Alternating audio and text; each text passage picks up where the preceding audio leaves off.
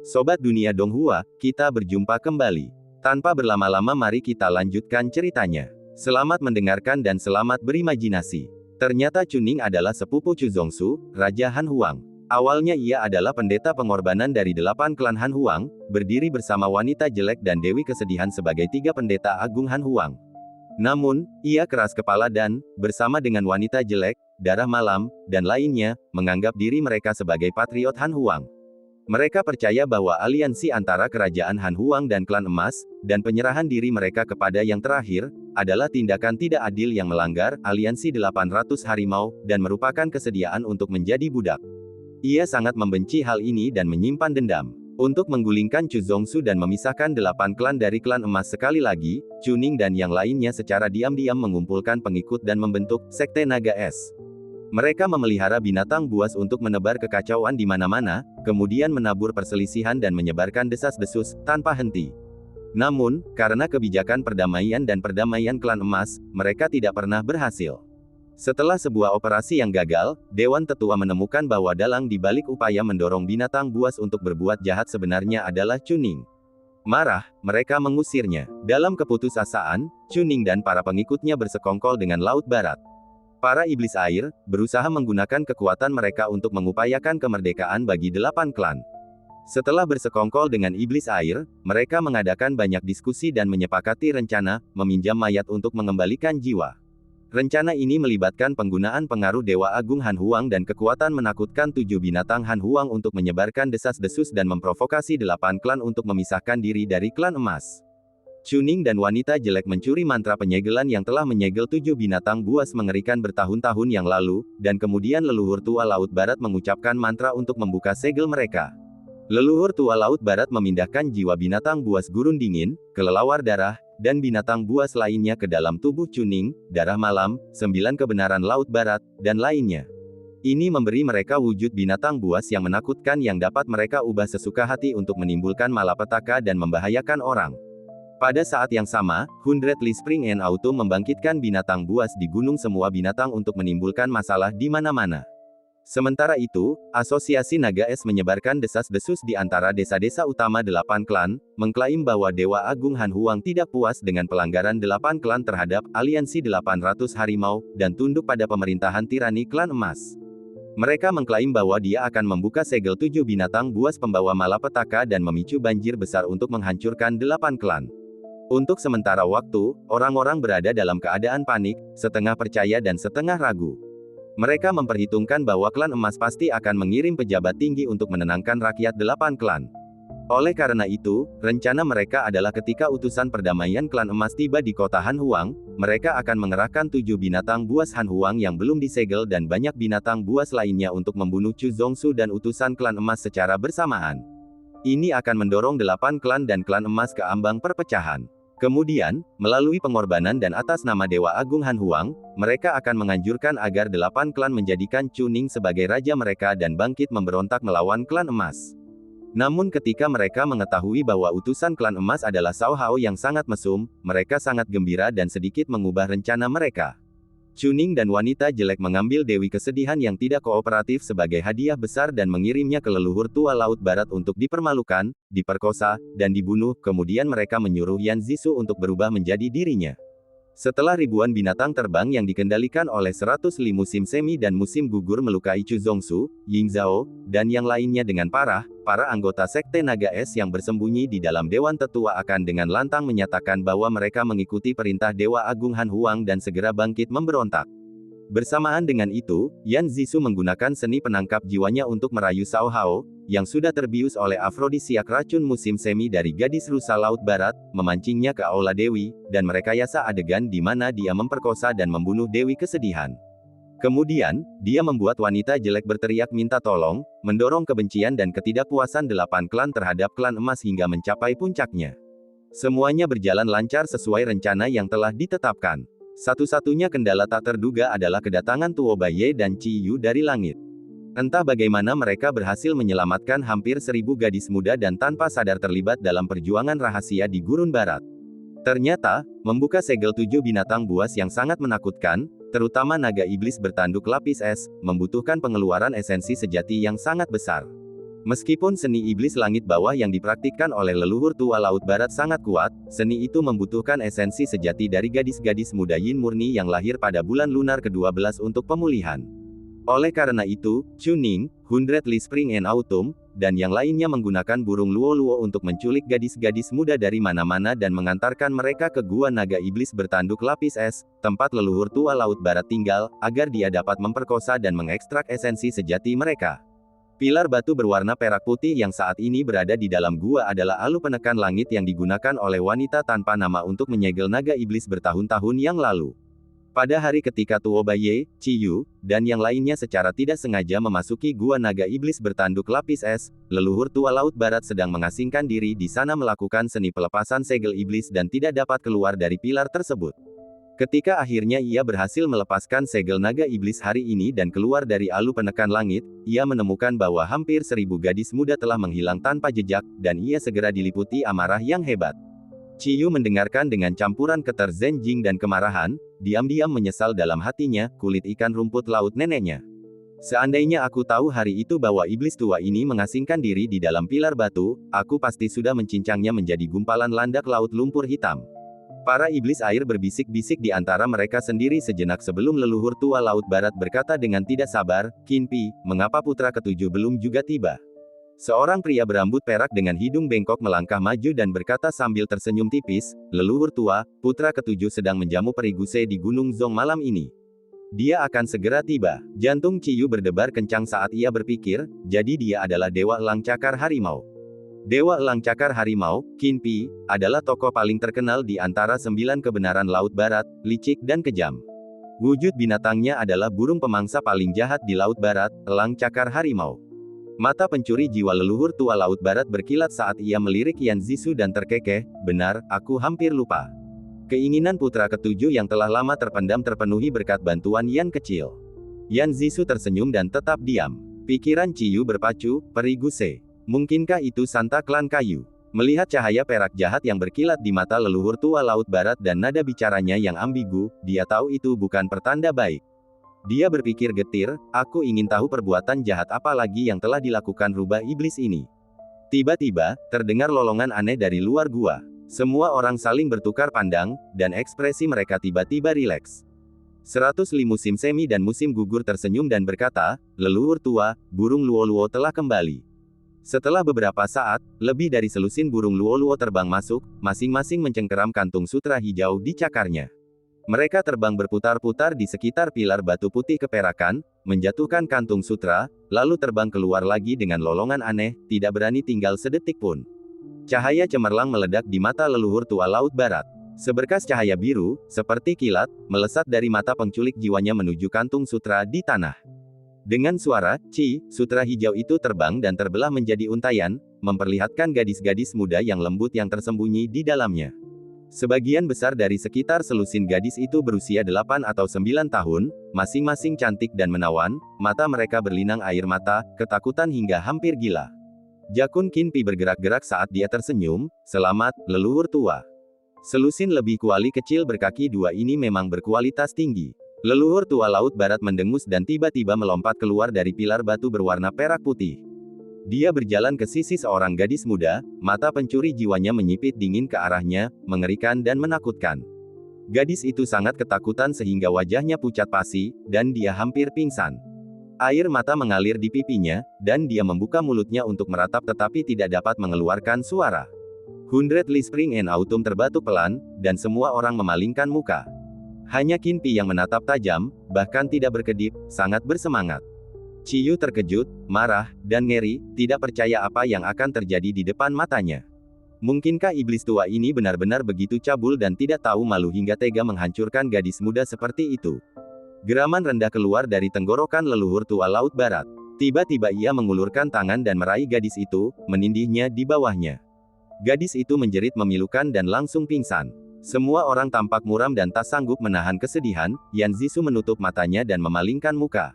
Kepala Ciyu terasa berdengung, dan dia hampir pingsan. Segala sesuatu di depan matanya berubah merah darah, dan niat membunuh yang tak tertahankan dan gatal melonjak dari jantung dan paru-parunya menyusuri tenggorokannya, langsung ke puncak kepalanya. Kesedihan dan amarah yang belum pernah terjadi sebelumnya membakar seperti api yang berkobar, memanggangnya seolah-olah dia akan meledak. Ki sejatinya melonjak hebat melawan meridiannya, mencoba menembus semua sumbatan. Mata perak leluhur tua Laut Barat tampak merah, dan wajahnya terdistorsi dan mengerikan, seperti iblis. Gadis itu tetap tak sadarkan diri, menggigil. Seluruh tubuhnya tiba-tiba kaku, kilatan cahaya melintas di atasnya, dan dia dengan cepat menjadi pucat dan biru, tidak lagi bergerak. Ciyu diliputi kesedihan dan amarah yang luar biasa, air mata darah mengalir deras dari matanya. Sejak jatuhnya kota Meraj, ia belum pernah semarah hari ini. Ia mengatupkan gigi bajanya begitu keras hingga hampir hancur. Cahaya merah samar-samar bersinar di dalam dantian leluhur tua Laut Barat, dan pancaran cahaya redup muncul di wajahnya. Dia mendengus, melemparkan mayat gadis itu ke samping, dan berbalik berjalan menuju gadis kedua. Gadis itu sudah sangat ketakutan melihat pemandangan tragis itu. Melihatnya mendekat, seluruh tubuhnya gemetar, dan air mata mengalir deras. Tiba-tiba, matanya berputar ke belakang, mulutnya ternganga, dan dia tetap tak bergerak, dia benar-benar ketakutan setengah mati. Leluhur tua Laut Barat berkata dingin, sungguh tidak berguna, dan langsung berjalan menuju gadis berikutnya. Menyaksikan leluhur tua Laut Barat menghancurkan 4 gadis muda dalam sekejap untuk mengekstrak esensi sejati mereka, Ciyu diliputi amarah yang meluap dan tidak dapat lagi menahan diri. Ia berniat menggunakan mantra rumput pembalik batu untuk menyalurkan ki sejati di 8 meridian luar biasanya dan secara paksa menembus meridiannya, mempertaruhkan cedera internal yang parah untuk melawan iblis tua mesum ini sampai mati.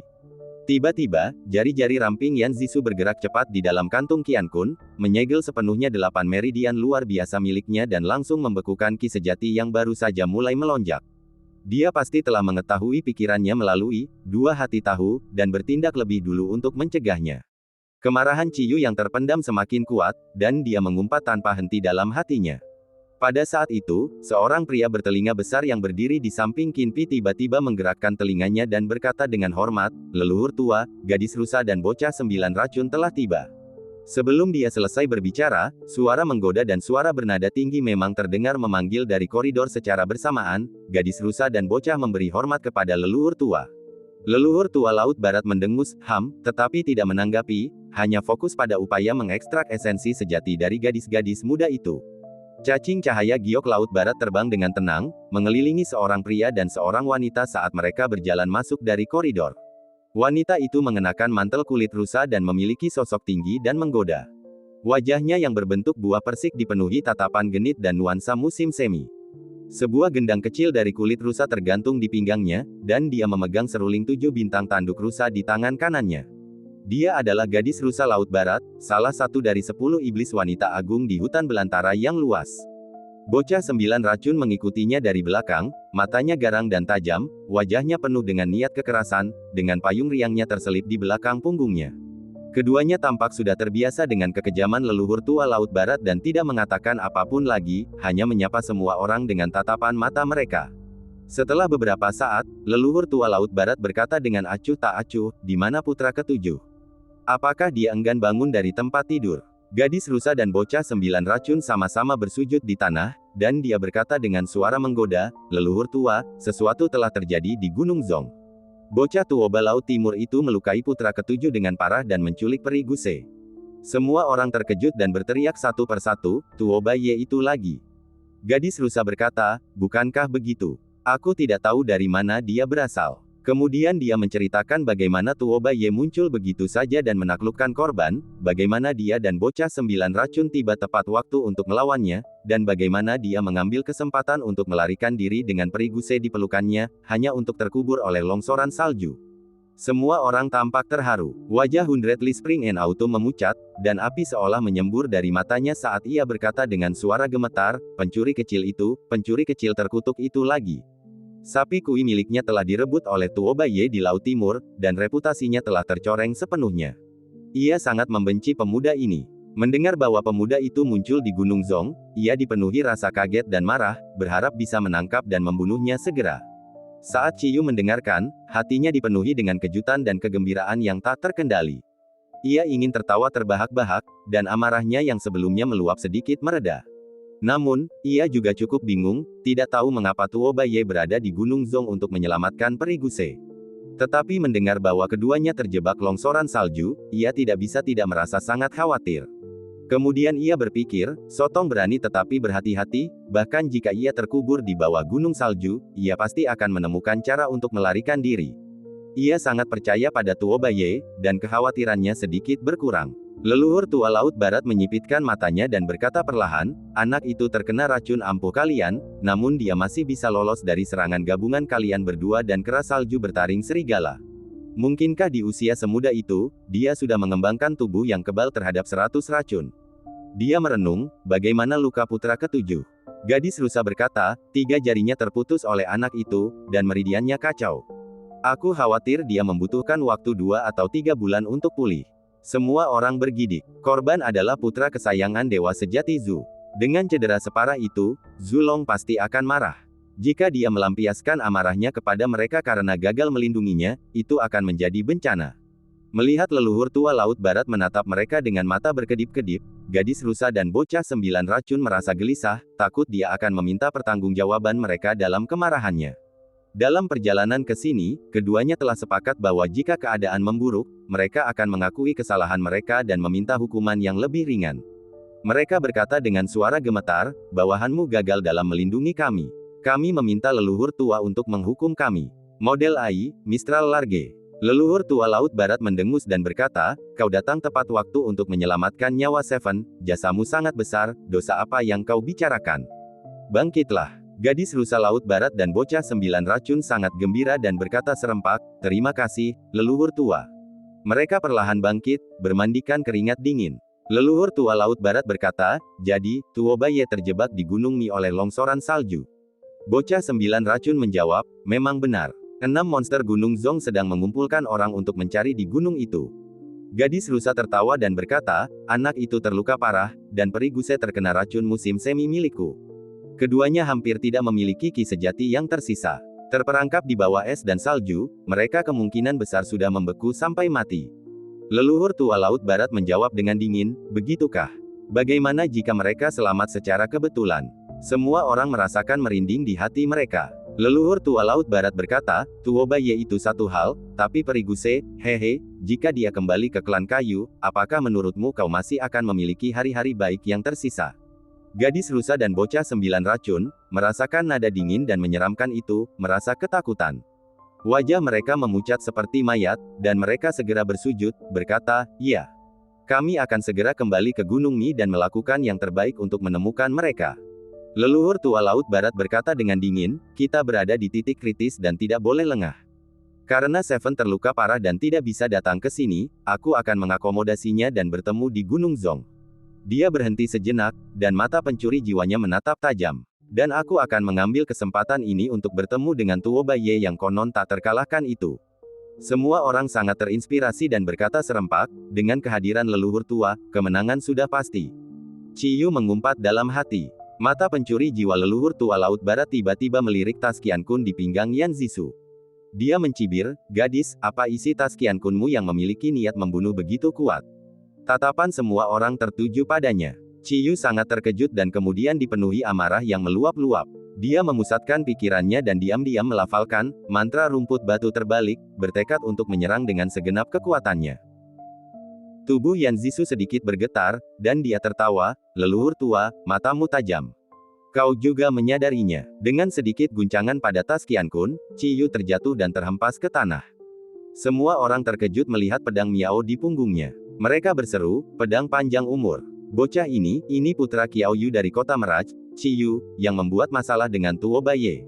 Yan Zisu tertawa dan berkata, memang benar. Dia adalah penjahat paling dicari yang telah diburu klan kami selama 4 tahun. Awalnya saya berencana untuk diam-diam membawanya ke Laut Utara dan mempersembahkannya kepada Dewa Sejati Zhu untuk mengklaim hadiahnya, tetapi saya tidak bisa menyembunyikannya dari mata tajam leluhur tua. Semua orang tercengang. Mereka tidak pernah membayangkan bahwa penjahat paling dicari klan itu akan jatuh ke tangan rubah ekor 9 dengan begitu tenang. Mereka semua sangat iri. Ekspresi Chuning dan Nightblood sedikit berubah. Mereka tahu pemuda ini garang dan pemberani, dan mereka diam-diam terkejut, bertanya-tanya kapan Yan Zisu berhasil menangkapnya. Mata Ciyu membelalak marah, menatap Yan Zisu dengan dingin. Dia merasakan campuran perasaan yang tak terlukiskan antara kaget, marah, sedih, dan sakit. Tubuhnya terasa dingin, seolah berada di ruang bawah tanah es. Pada saat itu, dia menyadari bahwa jauh di lubuk hatinya, dia tidak pernah percaya bahwa iblis wanita ini akan benar-benar mengkhianatinya. Rasa kaget karena diguncang keluar dari tas jauh lebih besar daripada amarahnya.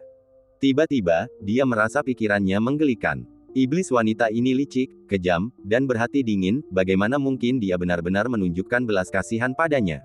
Dia merasakan sakit yang tajam di hatinya dan tertawa terbahak-bahak dengan mulut terbuka lebar. Mata Yan Zisu berkilat dengan ekspresi kesakitan, dan dia tidak berani menatap matanya, memalingkan kepalanya.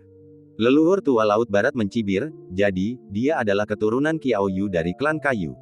Gadis, jika kau juga bisa menangkap Tuo Baiye dan membawanya ke Laut Utara, itu akan menjadi prestasi yang luar biasa. Dewa sejati Zhu pasti akan senang dan pasti akan memberimu hadiah berupa pil esensi asli. Pipi Yan Zisu memerah karena gembira, tetapi setelah melirik Ciyu, wajahnya langsung pucat dan tampak sedih. Qin Pi berjalan dengan langkah besar dan tertawa, jadi, ini adalah senjata suci legendaris klan Kayu, pedang panjang umur. Hari ini, akhirnya aku bisa melihatnya. Dia mengulurkan tangan untuk meraih pedang Miao. Mata Ciyu membelalak, dan dia meraung, menggenggam gagang pedang. Gelombang ki hijau menyembur dari atas kepalanya, dan dalam sekejap, dia mengerahkan kekuatan ilahinya, menggunakan teknik dua luka untuk membuka paksa meridiannya yang tersegel. Semburan ki sejati mengalir dari laut ki-nya, membanjiri pedang Miao. Bila perunggu itu berkilauan dengan cahaya hijau yang menyilaukan dan beresonansi dengan dengungan panjang. Dalam sekejap, Ciyu dan pedang itu menjadi satu. Dengan raungan liar, dia melompat, menahan rasa sakit yang menyengat di meridiannya, dan menebas Qin Pi dengan sekuat tenaga. Semua orang tersentak kaget. Qin Pi terkejut dan lengah. Ujung ke-10 jarinya tiba-tiba meledak dengan 10 aliran ki hitam, saling bersilangan seperti cakar harimau, dan menghantam dengan raungan menggelegar untuk mencegat dan memblokir serangan itu. Splat, cakar ki Qin Pi hancur seketika, dan darah menyembur keluar. Dia menjerit dan terlempar ke belakang. Sebuah luka sayatan sedalam 3 inci telah menggores dadanya akibat ki pedang itu. Karena lengah, dia mencoba menangkis pedang Miao dengan tangan kosong dan ki-nya, yang sama sia-sianya dengan mencoba menghentikan kereta perang dengan tangan kosong. Namun, dia cerdik dan, melihat bahaya itu, segera menggunakan kekuatan benturan untuk mundur dengan cepat. Meskipun dalam keadaan yang menyedihkan, nyawanya tidak dalam bahaya. Semua orang ketakutan. Mata biru leluhur tua Laut Barat berbinar terkejut. Qin Pi adalah yang terkuat di antara 9 kebenaran Laut Barat, namun dia telah dikalahkan begitu telak oleh bocah ini. Ciyu berteriak marah, setan tua tak tahu malu, rasakan pedangku. Pedang Miao berputar dan menari, menciptakan tornado cahaya hijau.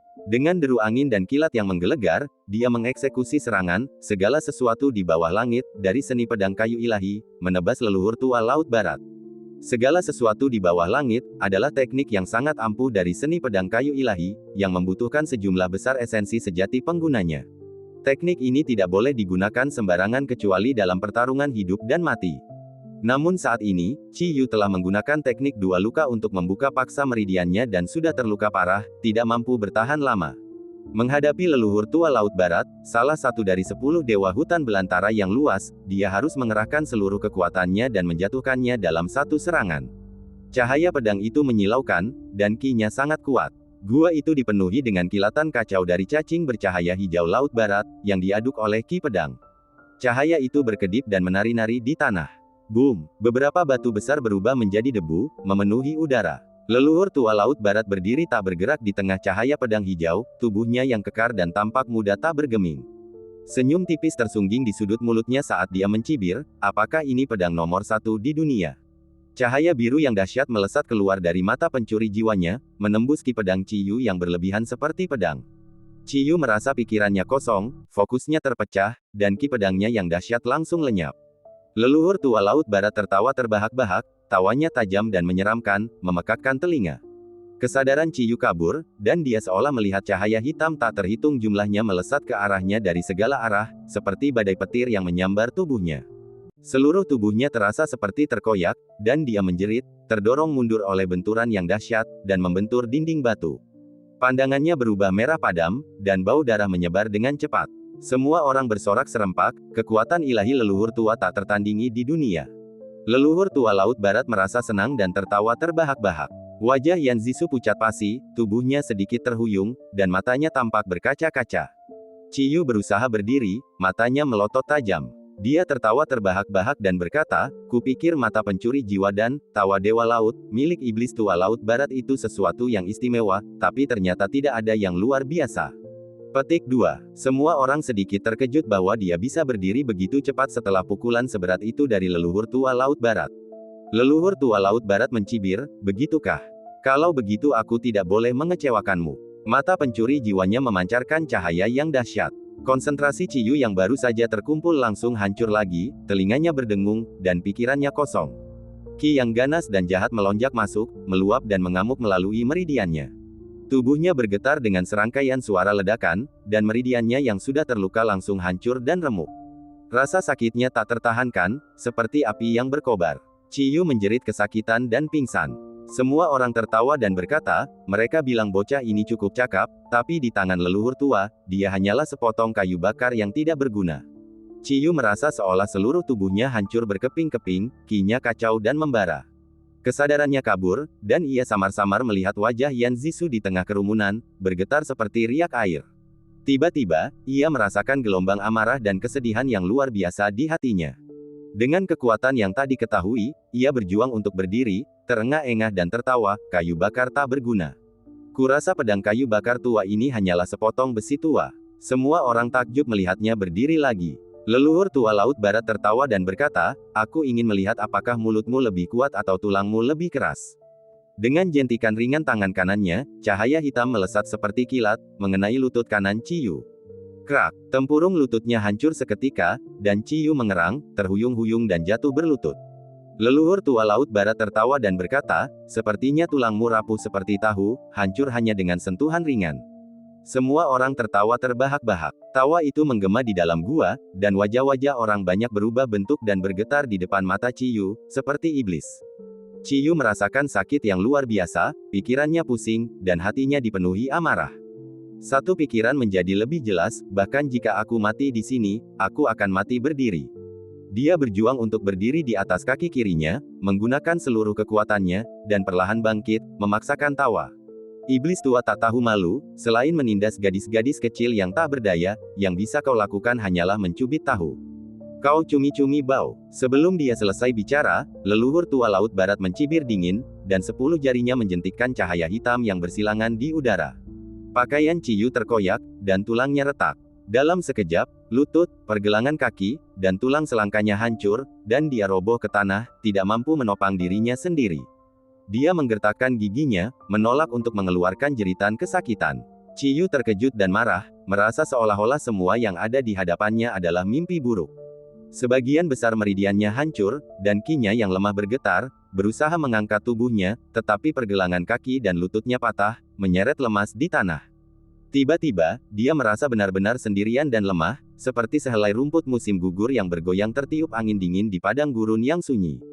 Hatinya terasa sakit karena kesedihan, dan tiba-tiba ia teringat Tuo Baye, senyum hangatnya, dan hari-hari musim semi dan musim gugur yang mereka habiskan bersama di kota Meraj dan Pulau Gulang. Ia mengingat langit biru, awan putih, laut hijau, dan pasir perak, matahari terbenam di pantai, kelapa yang jatuh ke laut di malam hari, api unggun di pantai, tawa kian-kian, dan Tuo Baye yang melompat keluar dari laut dengan seekor penyu di tangannya. Ia mengingat cahaya lampu yang berkelap-kelip selama percakapan larut malam mereka. Dalam lamunannya, ia seolah mencium aroma angin laut yang asin, lembab dan hangat, dan mendengar tawa merdu kian-kian dan suara seruling merdu Tuo Baye. Masa-masa itu terasa begitu dekat namun sebenarnya begitu jauh. Tiba-tiba, ia seperti mendengar Tuo Baye berteriak keras di telinganya, cumi-cumi, berdiri. Jangan bersujud di kaki para penjahat ini. Ia tiba-tiba mendapat inspirasi dan mencibir, bergumam, cumi-cumi bau, bagaimana mungkin aku tunduk pada sampah masyarakat seperti itu. Gua itu sunyi. Semua orang menyaksikan Ciyu, yang berlumuran darah, berjuang untuk menopang dirinya dengan siku dan mencoba berdiri dari tanah. Hati mereka dipenuhi dengan rasa kaget dan takut yang tidak biasa. Di antara kerumunan, wajah Yan Zisu pucat pasi, dan ujung jarinya gemetar. Tiba-tiba, Ciyu meraung dan menggunakan pedang Miao untuk menopang dirinya dari celah di batu. Dengan sekuat tenaga, dia berdiri, menatap dingin ke arah kerumunan. Dia mencoba tertawa tetapi tidak bisa mengeluarkan suara, terengah-engah dan meludah, sekumpulan pengecut hina dan tak tahu malu. Bahkan jika arwahku tidak datang untuk kalian, saudaraku akan memenggal kepala kalian dan menuangkan minuman untukku. Mata leluhur tua Laut Barat berkilat dengan cahaya yang ganas, dan dia berteriak, kau sedang mencari kematian.